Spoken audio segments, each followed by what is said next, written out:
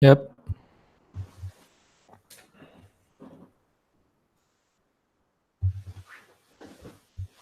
So we were going to do this show on Wednesday, but we decided to push it back a little bit because the first half of the week was an absolute bore, in my opinion. Indeed. Um, and the whole week in general was not as packed with news and Google things as I think both of us kind of expected that a little bit. Yeah. Um, We were conditioned last year. There was just daily there were announcements last year leading up to I/O about the small things that they end up making the keynote. But this year it was not that, there were some things. Wear OS tiles comes to mind which is in interesting. particular. Yes, it is. Although I don't know, it's a weird announcement to me because it's like I don't know, it's kind of like being friends with someone, you've been friends with them in the past and you just haven't talked in 6 months, and then you just text them and say, hey, want to hang out? And that's kind of like what happened with Wear OS this week. It's like we don't Wear OS is irrelevant. You haven't talked about it in months or years, and we have Google I/O coming up right around the corner, and Google announced a very minor feature that it's not going to change really anything about Wear OS and the current state of Wear OS. And so it seems, I don't know, just a little bit odd to me. It seems a little tone deaf. I do have some color to add about it. I think so. Tiles, basically, they're widgets that you can quickly access from the main screen. On the right side of the watch face used to be Google Fit, and now you can reorganize that to add more widgets, more tiles. I think for Google, this is them saying that Wear OS apps aren't a thing. So just take these tiny complications of data that hopefully more developers will be willing to adopt and create tiles for. Yeah, it's basically the same thing as complications on the Apple Watch. Yeah. But it needs a full screen, which is something. Yeah. One of the interesting things I just thought about was on the Apple Watch. Apple has the advantage of only having a certain number of screen sizes and types. And so they can maximize, for instance, that new watch face that just shipped with Series 4, they were able to maximize, I guess, taking advantage of that space. Whereas Google doesn't. I mean, that one watch face has what, like 12 complications or something on it, Yeah, even though where it's it's like, bad. yeah, it's pretty bad. But, Yeah. Apple has It's the advantage that they can design that, and Google can't really do that. yeah, unless they do a Pixel Watch.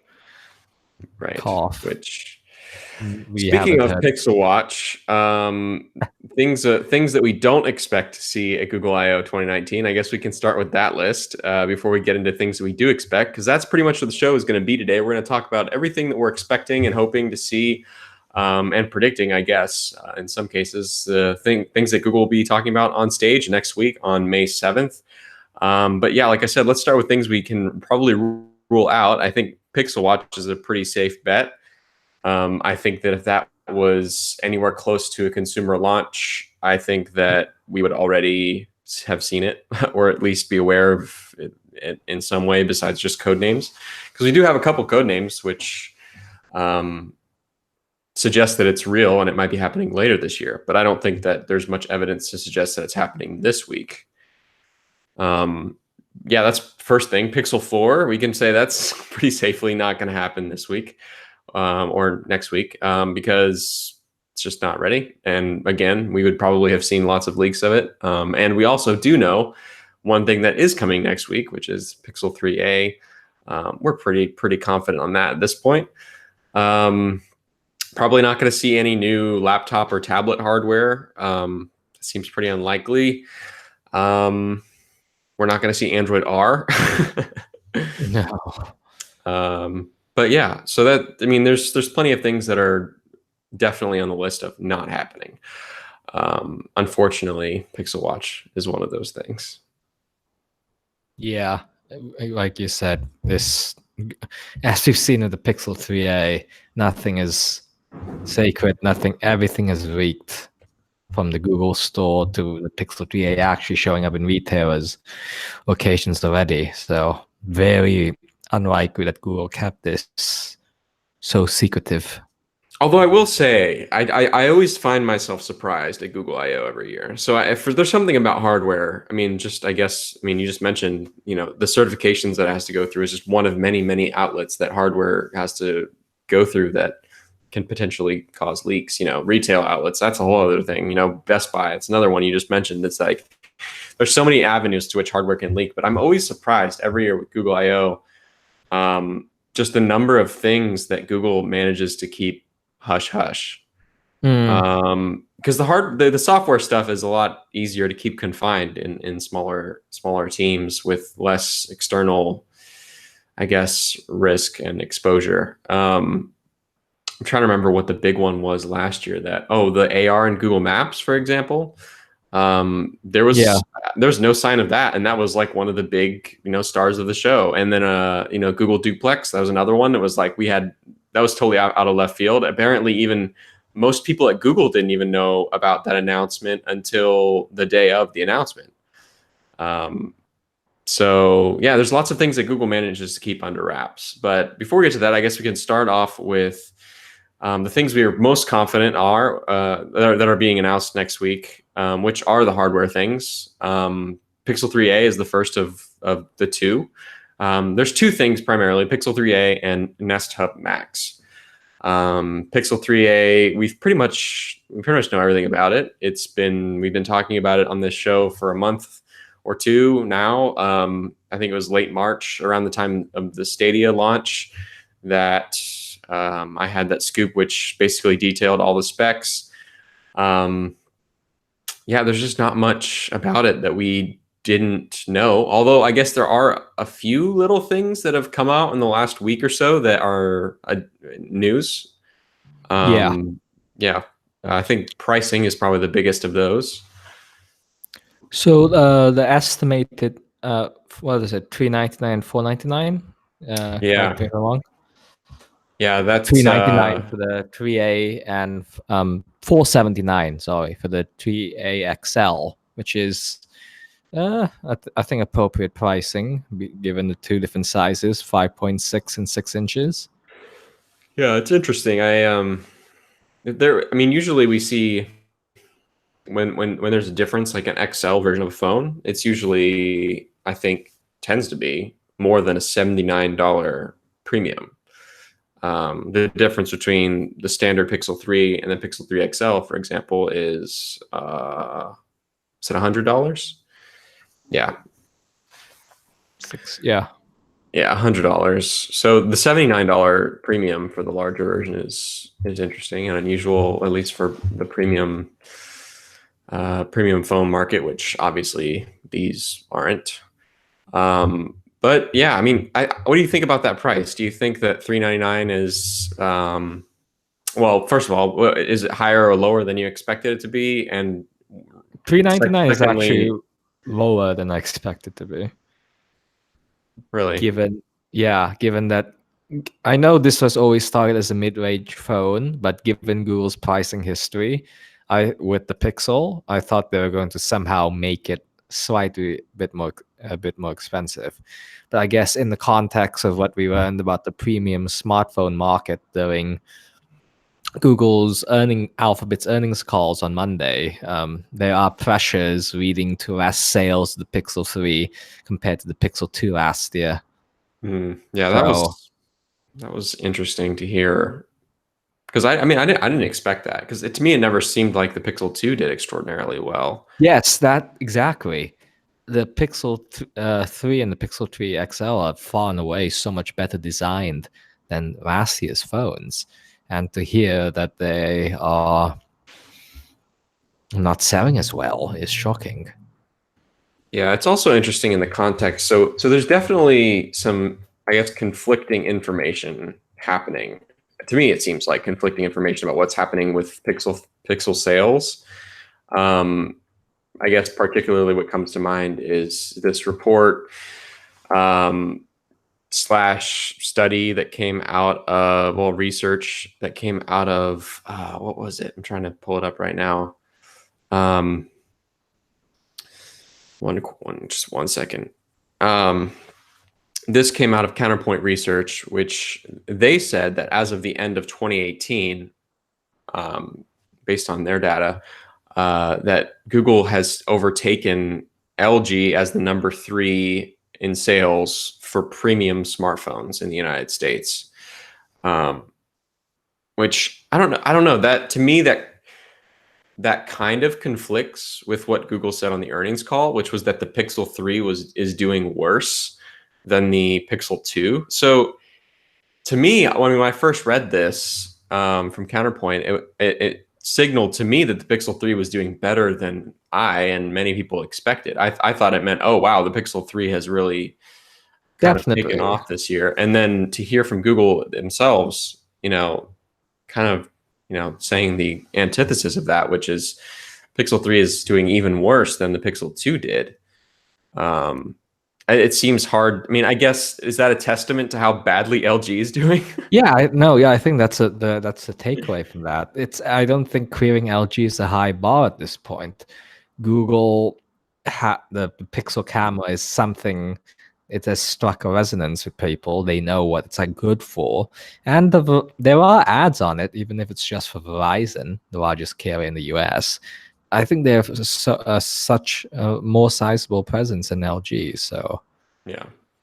Yeah, for in sure. that And regard, I guess with the pricing having been leaked now for the Pixel 3A and 3A XL, like one of the things, I mean, that was one of the things that was up in the air. I mean, if Google launched these two phones at $599, which is yeah, that's the current sale price of the standard Pixel 3, for those that don't know.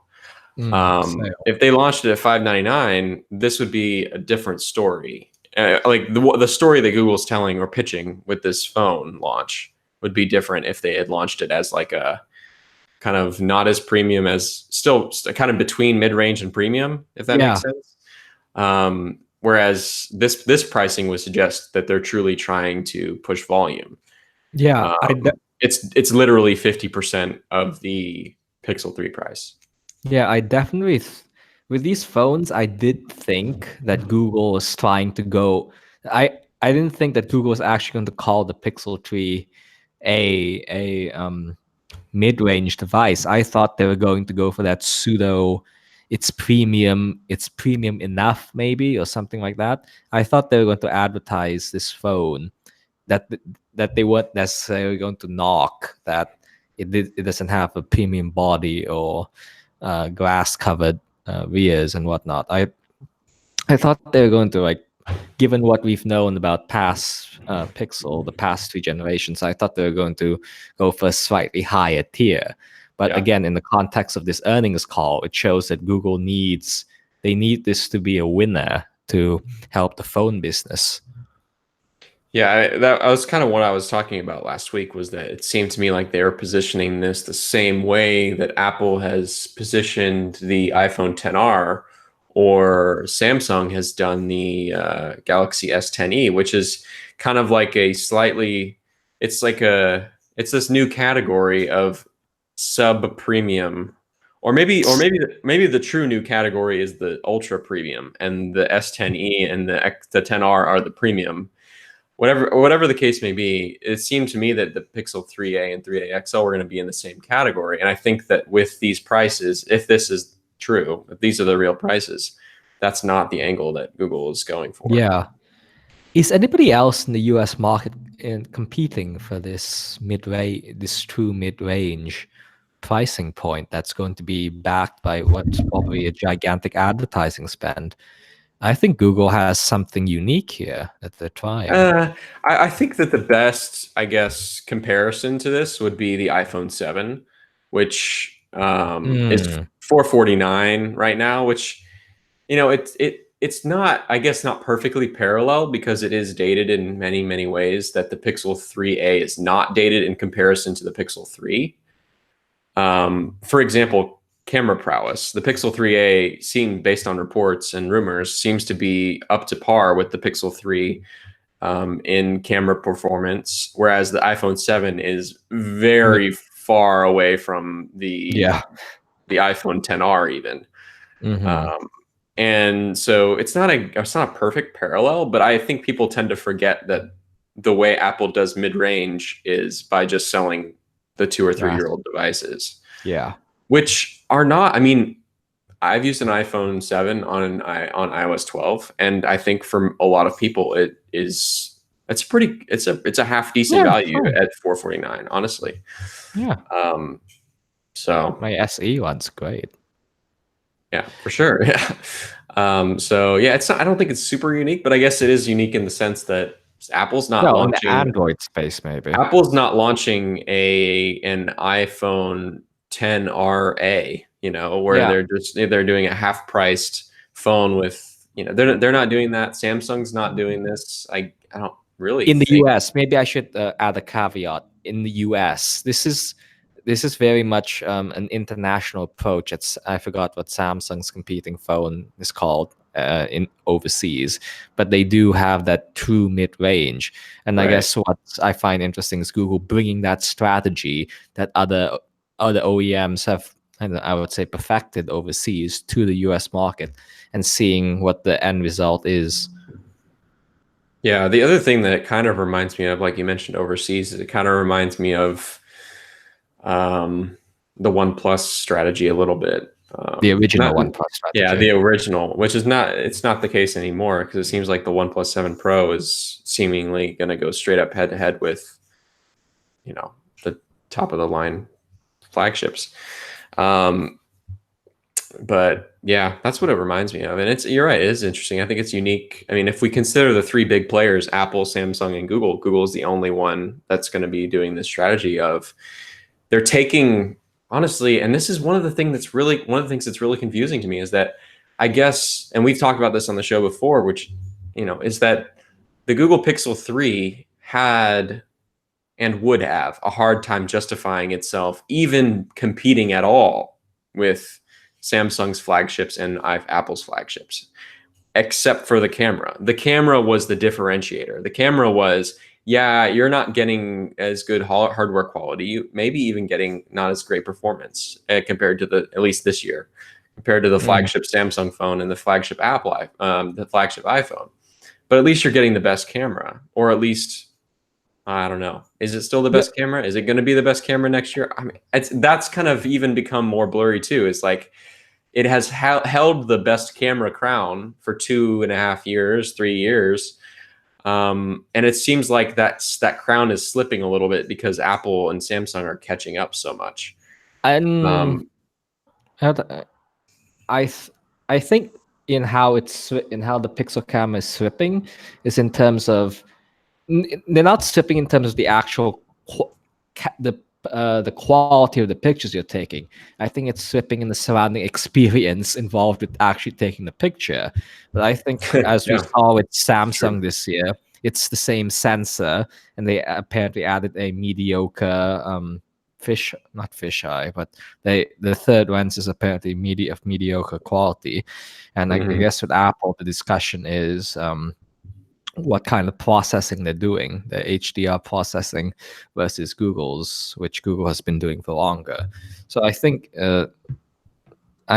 they still have that stake in terms of pure quality when you have and put on a Yeah, no, tripod. I would agree with that. I would agree with that. And yeah, yeah. I'm not a super big camera guy, so I can't really get into the weeds on this.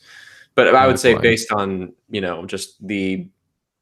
just on the camera comparisons, which may I note, Damien's been doing a lot of them over on our YouTube channel between Pixel and the rest of the flagships. I think the Pixel definitely holds up still for sure. Yeah. Um, but I mean, oh man, I tweeted about this week. One of the most ironic things about the Pixel 3 is that Google really fixed a long-standing problem in Android, which was camera app performance. The first Pixel fixed that problem once and for all. It seemed like, before that, Nexus phones had terrible camera app performance. Samsung phones, for the most part, had terrible camera app performance. And the Pixel phone came in and said, we're going to do the camera right, and we're going to do the camera app right. And it was whatever hardware accelerated, or I don't know. I don't remember the details of it, but it was great. And just as a user, I was like, I felt when I used the first Pixel that it was the only phone that stood up to the iPhone in terms of camera app performance. And it's just so ironic and unfortunate that now with the Pixel 3, the biggest problem that people are having is camera app performance. And the way Google's responded to it is basically to say, at least from what I've seen on Twitter, Google support is basically to say, hey, have you tried booting into safe mode to see if it's one of your apps causing the problem? To which I think I think it's ridiculous to just, I mean, if other apps are causing the built-in apps for core functions to stumble Yeah, and to yeah. fail, then that's a problem on Google's part, in my Mm, opinion, not a problem on the third-party apps that you're installing. And this is maybe a philosophical thing that I don't know, maybe Android fanboys don't love, but I think that if that's happening, then that means the apps are not contained well enough and not controlled well enough by the software, and it's definitely a problem. And so, um, anyways, this is all to say that it's just unfortunate that Google has kind of fallen behind. It seems in various ways that in where it was the like un like uncontested leader. yeah, Um, quality and experience. yeah, exactly. It is now kind of. I don't know And if they're quality. slipping as much as if as the other guys are catching up. And yeah, it'll be interesting to see what Google does this year. Besides, I mean, the Pixel 3a pitch is this is the Pixel 3 experience in half the price when it Yeah. comes to the camera. It'll be interesting to see what the Pixel 4 pitch is. I'm guessing that they're going to do one of these super zoom lens things that we've seen pop up in from the other manufacturers. Periscope, the ever so lovely called Periscope. Also, has what is in your opinion, has the Google camera app gotten bloated since the original Pixel? And do you think that has an effect on performance? I don't. My performance is fine. Yeah, Personally speaking. I've personally had fine experience with Pixel 3 too, but I can't deny the fact that there are dozens and dozens of people that I've seen anecdotally reporting issues. Yeah, So the scale is.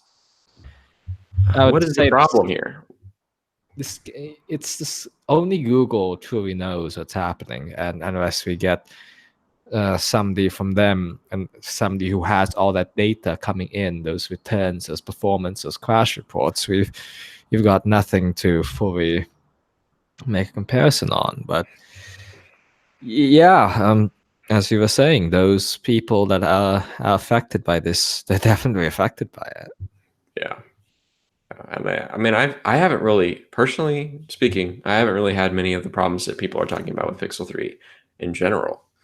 Um, so, Yeah, anyways, what do you think this? How do you think this, is going to impact the Pixel 3a? Do you think that we'll see the Pixel 3a, given that it has worse specs, uh, be not kind the of a mess, or do you think that? So, yeah, so actually, the thing there is you buy a premium phone because you want the quality, you want premium materials, you want to see a quality experience. What happens when you cut the phone the pricing in half? Is how does that carry over? Um, Right, so how much? Yeah, I guess the internal question is how much time did Google have to optimize the Pixel 3a? How right, much of a development cycle did they have?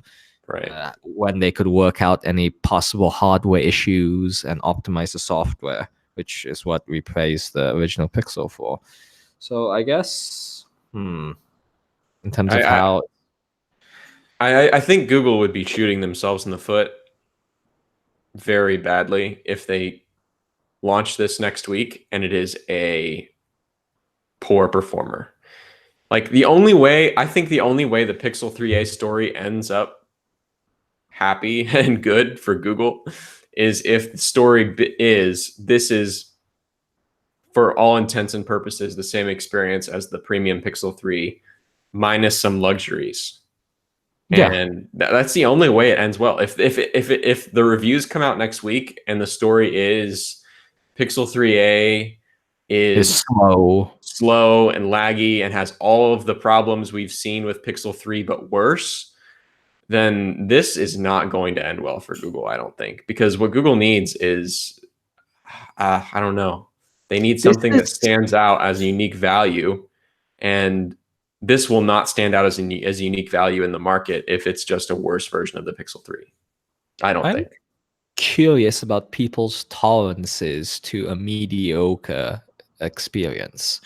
Like, okay, so being able to launch the camera quickly, that is, I think everybody can see the value in that, and it's annoying when it's slow to launch and you miss a picture. But what if, as long as people are getting the like the great photo when they night sight takes a second or two, if once they get like that awesome captured photo, is that enough for most people? I'm just trying to see what It, the I, expectation it for a depends. It $400 depends. phone is. Is the Pixel 3a an any old Android phone, or is the Pixel 3a going to be a Google phone? And is that But do going to people be know the unique? difference? And well, this is, I guess, I think yes. I think that is what Google has spent the last 3 years trying to market, that the Google phone is different than any old Android phone, because Sure. there is a pop culture problem. There is a general American culture understanding of phones that is, in my opinion, not totally accurate, but it is what it is, and that is Mm, the negative connotation of Android phones being laggy and buggy and slow and having apps that crash and yada yada yada, and green bubbles are not as premium as the blue bubbles, and you could go on and on about, I guess the the the pop culture, I guess, understanding of what an Android phone is. And mm-hmm. I think Google has done well the last 3 years to position the Pixel phone as not an Android phone, but as a Google phone, and try to tell a different story and try to create a different brand image for itself that's separated from the Android brand. Sure. Yeah. I think there's a reason that they don't talk about Android with the Pixel phones. Um, and I guess what seems to be happening, maybe not as much as it seems, because maybe not as much as we think, because we're the ones that are covering it. And I think David at Android Police has talked about this too, but we're so heads down in Pixels, and we all own Pixels, and we all know people who own Pixels, and so we're definitely more exposed to the problems, and we're picking it apart more than 99% of people are. And so I think there's a little bit of, I guess, I don't I don't know, just illusion that we're creating for ourselves because we're super in the weeds on them, that may not be reflective of how the popular culture views them. Yeah. Um, but to me, it seems like, at least in our little tech bubble, and I feel like what happens in the tech bubble is then what kind of like, I don't know, Yeah. Filters out. irradiates Yeah. into the culture. And what we're seeing happen in our little bubble is the Pixel 3 start to be, and the Pixel in general, start to be regarded as, oh, haha, you wanted that Google experience, which was supposedly better and smoother and more polished or whatever than the standard Android experience, and yet people are still having problems with the Pixel 3 um, abundantly. And so Mm. I don't know. I'm a little bit worried, because it seemed like they had such a great start in setting themselves apart from the rest of the Android crowd, and Yeah. I don't know. Anyways, we need to move on because this was supposed to be a Google I/O prediction show, and we've barely gotten beyond Pixel 3a. So yes, Pixel 3a coming likely, I mean, almost certainly next week, May 7th. We pretty much have all the details over at 95google.com. And oh yeah, that's another thing. Carriers. We're expecting that they will launch on Verizon, Sprint, or Yes. That. Verizon, T-Mobile, and Sprint. This was a new scoop that came out just 30 minutes ago from Android Police. Apparently, it's coming to Sprint too. So it seems to Yeah. be, Google's opening up the floodgates. On it. Okay. The pricing is obviously important, but with all the Pixel 3 coming to Verizon, I mean, sorry, the Pixel 3 coming to Sprint and T-Mobile, do you do you think that's a bigger deal than the Pixel 3a? Because I can see a a future where the bigger deal next week is the Pixel coming to other carriers, and therefore people in the US, anyways, starting to buy the Pixel. Yeah, I don't know. I really don't know. Um, I think I think that I think Google had to make the strategic decision at some point to say we're going to get off of this bandwagon of I kind of see Verizon as like, you know, the father who's carrying the child through the woods, on his back. Like that's kind of the image that comes to my mind, is that Google is somewhat dependent on Verizon for. The father is money, by the way. That's the in the metaphor. The Yes, father is yes. money and ad time Sure, yes. and billboards. Yes, lots of billboards and product placement in the stores, in the physical stores. There's now, if you've been to a Verizon store recently, there's three sections. There's Apple, Samsung, and Google. There's not Apple and there's not like the iPhone section, the Android section. It's clearly a three tent pole store layout. And I think that's a big deal too. And I don't think that's going to happen. I think that Google's hope was that, Verizon could help carry them to a place where they could go into the other carriers and make a significant mark. Do I think that Google is now going to waltz into the Sprint store and suddenly be one of three major tent poles in terms of what Sprint is featuring in their stores?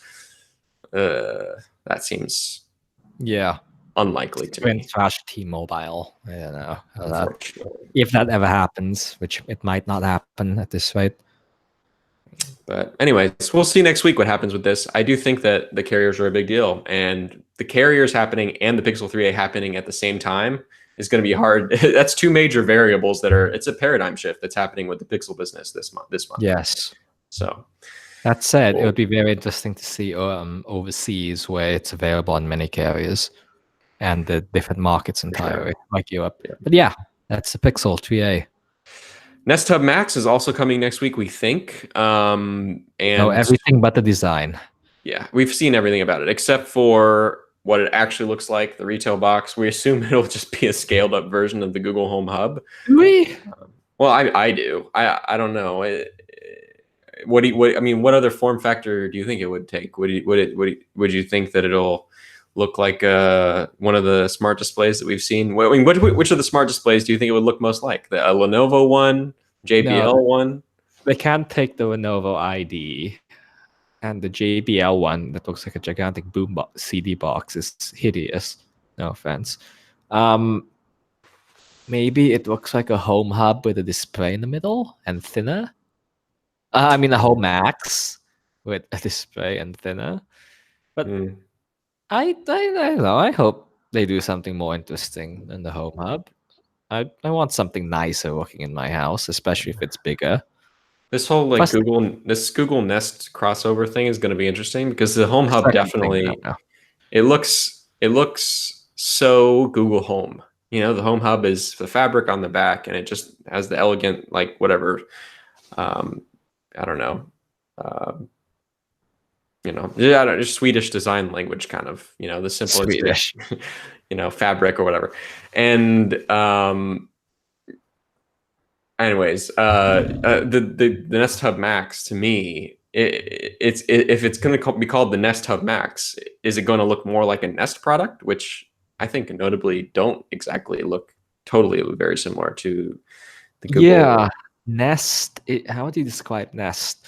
Hard plastics. Yeah, I don't know. The cheapest stuff, especially the thermostat E, is defined by plastics. So yeah. Also, how are you going to call them the sensor? Like, you need a pretty high-res sensor in there if you're going to do security stuff, and you have to make accommodations for sensing, calling ultrasonic, whatever. Yeah, for that to be used as a security camera, the sensor needs to be bigger. Yeah, it's going to take up space, especially the low light stuff. The Nest Cam IQ is a pretty chunky thing, big iris, and has flash surrounding it, right? Well, whatever it looks like, it will have very similar internals to the Google Home Hub. We know that. So yeah, that's that. We just know it's going to be a scaled up, it'll be a bigger version of the Home Hub internally, and it'll have a camera on the front for duo calls and perhaps Nest security features. We also know that we have evidence that it seems like Google might be unbundling parts of the Nest secure security system, Yeah. and allowing we're guessing, the Nest Hub Max to be used in place of the Nest Guard Hub, which would make total sense. And they would have to announce that next week if For sure. if they're going to make a major push into security. Yeah. And we haven't heard, none of the other Nest stuff has leaked. So that's surprising if they're going to make this big push. Yeah, and I guess we also don't know, and maybe there might be more hardware coming next week that we don't know about. The smaller things Google manages to keep under wraps a little bit better than the more important things, I think. So maybe we'll see a new Chromecast or something like that. Who knows? Yeah. On the software front, we need to move on because we're like 45 minutes in already. On the software front, we expect Android. a lot of things that are pretty much annual events at this point. Android Q will almost certainly be making an appearance. Well, not almost certainly. It will 100% certainly be making an appearance at Google I/O 2019. We know a lot about it already because Google launched the first beta back in, was it February or March? It was March. Early March, they launched the first beta. Just lots and lots of stuff. This is like, I feel like this release of Android for me, and compared to previous years, it's like it's harder to pin down any tentpole features. At least, I mean, that's for me. I mean, dark mode is one of them. The bubbles, I guess. But I feel like the first two betas, we don't really get a chance to nail down, okay, these are going to be the things that Google's highlighting the most. Yeah. We'll see. That's pretty much the big thing we'll see next week is what on a user-facing perspective, what is Google going to be putting at the forefront as these are the user-facing additions to this operating system.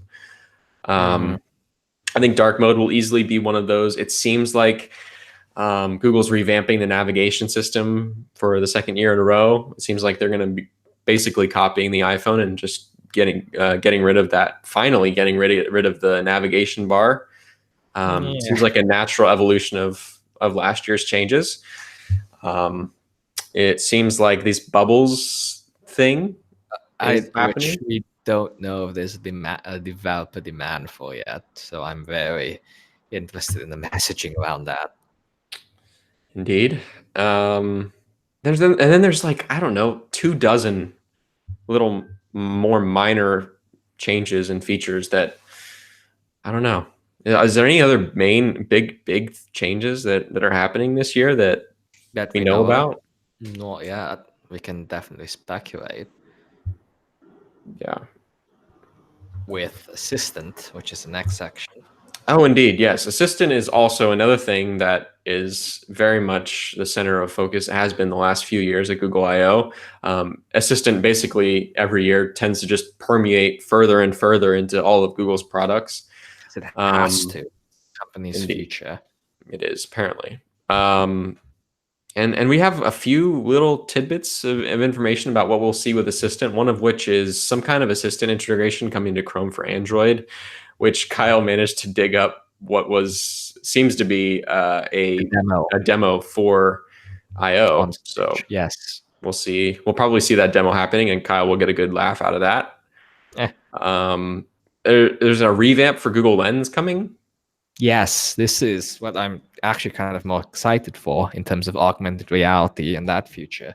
So Dylan in the Google app was able to enable this a new look for Google Lens that basically adds filters or modes that users can manually navigate to activate translation or to specifically look for shopping items in addition to like a main view that just searches for things. So it might seem like added complexity by adding filters versus like just one screen that you point your phone at. But at the same time, it allows Google to be much more specific about the kinds of results it delivers. So I think Lens is cool.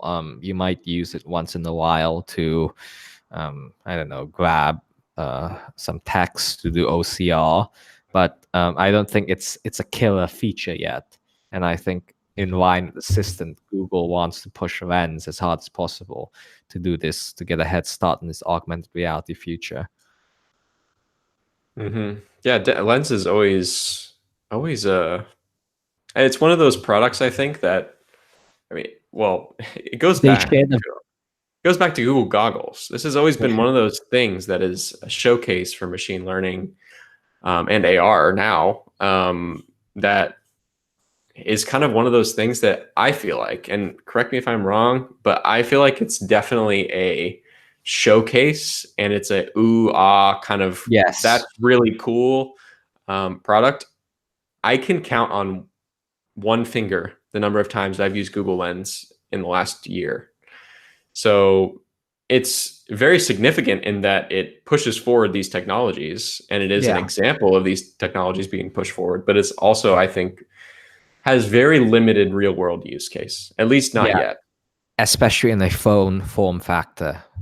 It's the big caveat right now. But yeah, I definitely agree. Google hasn't. Lens in the future should be treated as a utility, as just something that you always have there with you to access, to grab text to, instead of having to manually search via text or via voice, that you can just point your phone at it. But it's not there yet. It's definitely not there yet. And I'm not going to do this on this show, but I will probably Do again in it. the future. Do it. Bringing up the idea once again of a constantly running 24/7 Google Lens that is always looking at everything around you. Where is that located physically in the body? I wonder. We have two of them. Yeah. And anyways, that's the future of Google Lens that I imagine, is that we'll have our phones, multiple cameras, always looking and analyzing everything around us and actually giving us actionable things based on that. The kind of dystopian, because there's definitely the spying implications there, but whatever. Yeah, when it's useful. When who did I meet last week becomes an actual command that works. Yeah. Hot word. Who is that guy I ran into on the street? And it's like it searches through all of the video of the Google Lens video, and makes a face match to someone on Twitter, and it's like gives you the name. And I guess for the both of us, like, glasses augmented reality is always the wild card for us, but I don't think it's this year. We'd have definitely. No, definitely not.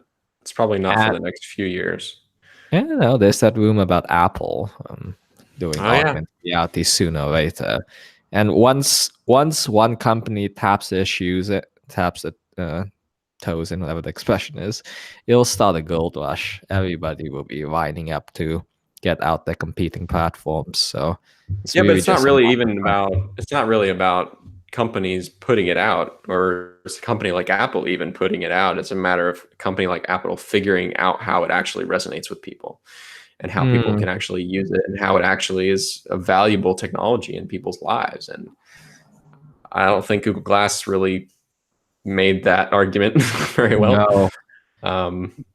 Google Glass, because of its imposing nature, didn't have the benefit of the Apple Watch, where Apple was able to experiment in public and refine in public, and a year or 2 years later, able to deliver a better product. So, true. Yes, that's wild card, perennial wild card for IO. Yeah, for sure. Another thing that's really interesting is that earlier this year, Kyle dug up evidence that Google is working on a touchless version of Android, which would kind of go up against the operating system that's been running on some feature phones called OS. Yeah, it's premium feature phone, so obviously more of an international thing. So I don't think it deserves much of a US audience, but it is interesting for Google to be creating a whole new spin-off of Android, especially like this rate in how far along we are with technology. Feature phones aren't. Most people might not think of them as exciting or relatively new, but there is still a market there to create even cheaper phones to bridge the gap from dumb phones to smartphones. So IO would be the ideal stage for that, with an international audience. Yeah, but developer. I guess the question is there a market for Google to really invest in this operating system and seek out third-party developers Yes, and that's the key thing. really like build out, build this, I guess, alternative version of Android, the same way they've tried to build out Android Auto and Android Wear and Android TV, and the list goes Yeah, on. it's Um, basically Android Wear OS on a small phone, isn't it? the question is that worth it? And I don't know. It seems like the evidence suggests that this is actually going to be something that they. I mean, if Yeah, they already have it running, and they're already actively building their own applications for it, then I don't know. It seems like Google wants this on phones, on real phones that yeah, but you are brought the available. very interesting point about whether there is third party developer interest. The idea of building it on Android is that you have the Android developers, and maybe they could make rudimentary apps. At the same time, stuff like iOS excels because it's the web, and it's the platform that everybody already has, and you can just make super light web apps and whatnot. But the idea of committing getting developers to make these small Android apps is really something. Yeah, I mean, are there even, I mean, the very basic economic question of Yeah.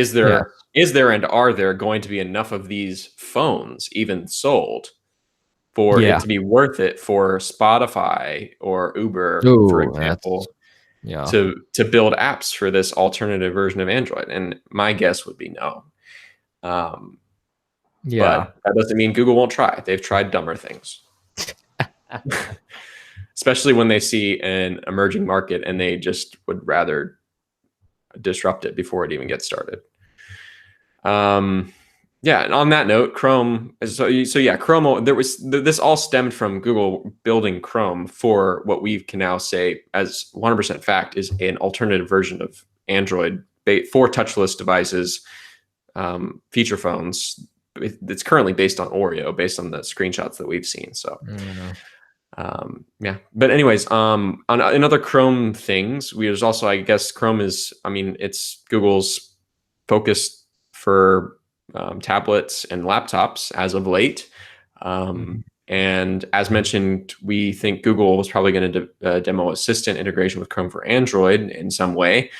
Um, there's also evidence that Google will bring Android Q to Which Chrome is OS, which surprising. we've surfaced, which would be the first time that Google's done that 2 years in a row. Yeah. There was a 2 year gap between P and Nougat N. So I would personally be surprised if they're ready to make the jump, but at the same time, quicker development cycles would definitely help the experience of Chrome OS, especially on tablets. Pixels, right? Indeed. And there's also evidence that Kyle and surfaced that the Chrome OS camera app is going to get portrait mode and some other layout changes. Yeah, because the Pixel slate has a good camera surrounding the general experience. It's a good camera, pixel level quality that Google, during our demos with the Master, was very excited to hype up. Indeed. And then I guess the rest of the things for I/O expectations are just miscellaneous, and a lot of things we just don't know. I mean, one more thing that we do have pretty strong evidence for is this thing called Project Euphonia, which is apparently I think we mentioned on last week's show, which is a new accessibility technology for helping the speech impaired. And this Mhm. definitely sounds like something that will open up the keynote. I would not be Yeah. surprised at all if this is like the first or second thing that Sundar talks about, because Yeah. they tend to open these shows with some kind of Feel good. um, feel good humanitarian. We're making the world a better place kind of message. Yeah. So um, kind of that way. Before they talk about all their dystopian technologies that are pulling apart the fabric of society. Indeed. um, And then other things, Google tends to use Google I/O as a stage to announce new things in YouTube. I remember in 2016 they Yeah. announced the whatever they opened up the keynote by highlighting or whatever these paid Yeah. Yeah. YouTube Super messages or chats. whatever, super chats. That's what they're called. So YouTube, Google Maps, we saw the AR stuff in Google Maps last year. Google Photos Yes. has traditionally been a big focus Yeah. for I/O. Google So Maps, I expect to see maybe some more information about when AR navigation is rolling out to actual people beyond local guides, the early testers. I wouldn't be And surprised if that's next week. yeah, definitely, because Google Maps is Google's next platform. It's an important development platform for them. Um, I was actually at Cloud Next, which is in April. The Google Maps VP was on stage, and at the very towards the end, and I found that very surprising to make a Google Maps appearance in that context. But they went on to talk about marketing on Maps, so I very much think that we'll probably see some more developments this year as well, as Maps as Google wants people to get and use and stay in Maps Yes, indeed. and Um, photos, as you were saying. oh yeah, and last year we had a little bit of a heads up of what was going to happen with photos, which ended up being opening up a third-party API or opening up an API to developers for photos, Yeah, which which was a pretty big kind of deal. there. Yeah, somewhere there. Um, but yeah, we don't know what's going down this year with photos. We haven't really seen any major additions or developments happening in the app, I don't think. Maybe you could speak to that. Nope, we haven't. Um, It's kind of so interesting how Android is ending up getting the I this year I could very much see an Android dominant show, Android plus Assistant plus Google Home show. yeah, I just think that, I mean, too, on the Google Photos front, I think last year they leaked pretty much everything they announced at I/O via just stuff that they had in the app that we discovered in teardowns. Yeah, And so maybe they just decided, yeah, we're not going to do that this year. And they decided to keep everything more hidden. yeah. So for all we know, there could be big Google Photos splash and features and stuff coming that they just didn't leak to us this year, Mm. which is unfortunate, but smart on their part. Um, Try and to then do some. Fuchsia, I guess the Yeah, final wild card is Fuchsia, which is something we've been talking about for a few years now. It feels like at least a couple years, and it looks like, I mean, all the evidence really suggests that Google's. I mean, the reports have said that Google really is ramping up Fuchsia to be a replacement for Android. That's what our good friend Mark Gurman over at Bloomberg reported. Um, yes. and I think that's probably true. Although I will say I've heard from people who are aware of what's happening with Fuchsia and Android is that nothing is set in stone. There is no I guess It's not the roadmap. future yet. There's no roadmap that says this is how Android is going to become Fuchsia. That doesn't exist internally. There's no company-wide plan yet. Maybe Right. this is what the future developers And are I've even heard planning that for. there's no consensus among even higher ups of what is the best way forward. Um, so Yeah. yeah, we don't know. We don't know what's going to happen with Future. I mean, I feel like Google has to be careful because it has been hyped up. It is a new operating system, which is not a super common occurrence in the tech world in general. Well, at least not ones that are notable by Yeah. big name companies. Um, so they need to be careful about how and when they mention it, because I guarantee you, if they even mention it to the slightest or have one session about it or whatever, it will be taken way out of context and blown up into Yeah. something that it's Is, not. So, is Google ready for the next wave of, well, it's, I guess more broadly, is the tech industry ready to start the next gen operating system discussion between Apple, Google, and Microsoft? I don't think we're there yet. Yet. So yeah, I think we'll see a few more years at least of Android being the centerpiece. yeah. And Android being fit into Chrome OS in increasingly major ways. So yeah.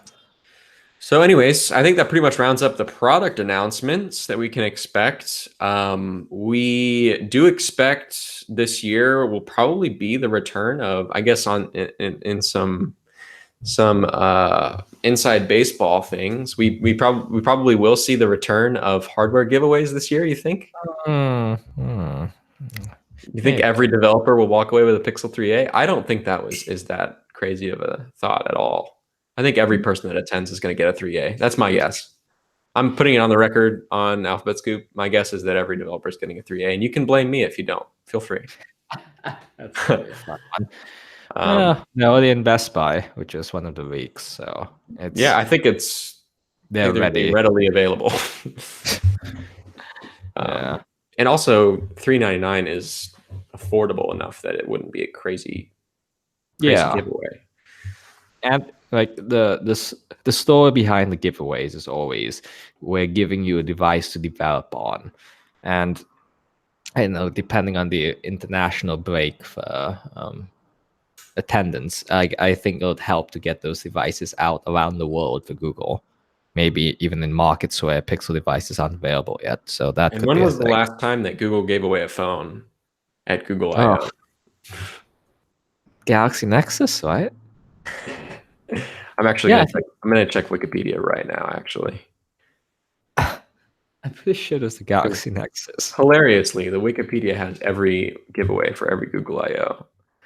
There aren't enough people in the world that So care about that. it was the 2009 year. was the HTC Magic. 2010 was HTC Evo 4G.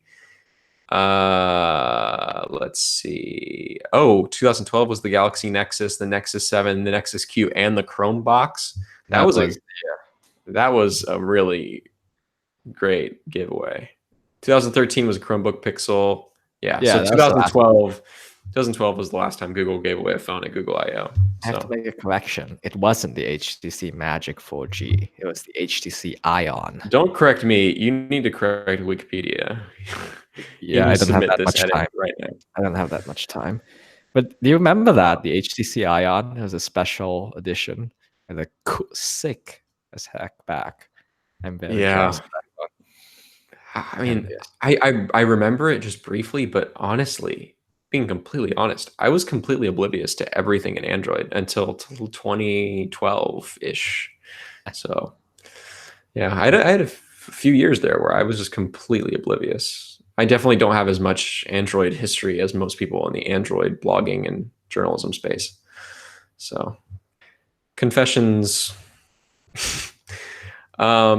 Yeah, so next week we will have a show on Wednesday, for sure on Wednesday. We've been saying Wednesday every week for a few weeks now because we've been hoping that there would be enough news to get back on our normal schedule.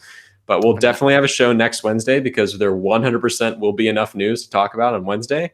And I'm going to say it's going to be on Thursday, actually. Why? Have you seen our Wednesday schedule? Oh, yeah.